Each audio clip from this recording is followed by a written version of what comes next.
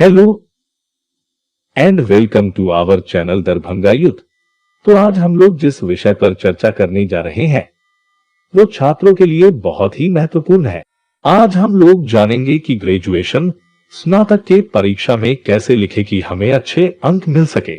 तो मेहरबान कदरदान हो जाइए तैयार, लेकिन उससे पहले हमारे चैनल को सब्सक्राइब करना नहीं भूले ताकि मिथिला विश्वविद्यालय से रिलेटेड सभी वीडियोस आप तक पहुंचे सबसे पहले। जरूरी सूचना, आज की ये वीडियो बहुत से लोगों से जानकारी लेकर गहन विचार करके बनाया गया है ताकि जिन छात्रों को ग्रेजुएशन के परीक्षा देने का अनुभव नहीं है वो सीख सके। परीक्षा जिसको सुनकर न जाने कितने छात्रों के पसीने छूट जाते हैं, खासकर जब वो ग्रेजुएशन के स्टूडेंट्स हो। आज हम लोग मुख्य रूप से 4 बातों पर चर्चा करेंगे। सबसे पहले कॉपी फिलिंग, जजमेंट, एक्यूरेसी और अंतिम में नीट एंड क्लीन। तो चलिए एक एक करके 4 स्टेप को सीखते हैं। तो सबसे पहले हम लोग जानते हैं कि कॉपी फिलिंग क्या होता है। परीक्षा के कॉपी में लिखने से पहले कॉपी के फ्रंट पेज पर स्टूडेंट्स के डिटेल भरने होते हैं जो OMR की तरह रहता है। यहाँ ध्यान देने की और सावधानी बरतने की जरूरत होती है क्योंकि लगभग 20 से 22% छात्रों के कॉपी में यही गड़बड़ी होती है। यहाँ पर 2 मिनट ध्यान से छात्रों को कॉपी देखने की आवश्यकता होती है। इसके लिए 15 मिनट का अतिरिक्त समय दिया जाता है जिसका स्टूडेंट्स सही तरीके से फायदा नहीं उठा पाते हैं और हड़बड़ी में गलती कर बैठते हैं। फिर जब रिजल्ट निकलता है तो वैसे छात्र जो कॉपी भरने में गलती किए हुए होते हैं उनका रिजल्ट पेंडिंग कर दिया जाता है और उसे फिर अगले साल फिर से परीक्षा देने पड़ जाते हैं। तो आपको बताना चाहेंगे कि धैर्य और ध्यान केंद्रित करके ही कॉपी के फ्रंट पेज को भरे। तो आइए अब हम लोग जानते हैं कि जजमेंट क्या होता है। आपको ये मालूम ही होगा कि लिखित परीक्षा में अधिकतम अंक 100 होते हैं, लेकिन किसी विषय में अंकों की संख्या 70 से 75 होता है और बाकी अंकों का प्रैक्टिकल या वाइवा का परीक्षा होता है। LNMU में ऑनर्स के लिखित परीक्षा के लिए प्रश्नों की संख्या 10 से 12 होते हैं और उसमें छात्रों को 50% प्रश्नों के उत्तर मात्र देने होते हैं। जैसे अगर 10 प्रश्न पूछा गया है तो 5 प्रश्नों के जवाब देने होते हैं। मुख्यतः एक प्रश्नों के उत्तर का अंक 15 से 20 होते हैं। अब जजमेंट का क्या तात्पर्य है, हम लोग ये समझते हैं।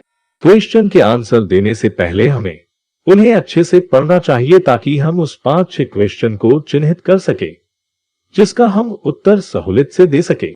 अक्सर यहाँ पर एक छात्र गलती कर बैठते हैं, वो हड़बड़ी में बिना क्वेश्चन को पढ़े उत्तर पुस्तिका में लिखना शुरू कर देते हैं, जिस वजह से उन्हें अपने अध्ययन का अंदाजा नहीं होता है और अंत में उन्हें परेशानियों का सामना करना पड़ता है और इस वजह से निर्धारित प्रश्नों से अधिक बनाने पर जाते हैं। यही पर उनकी गलती होती है।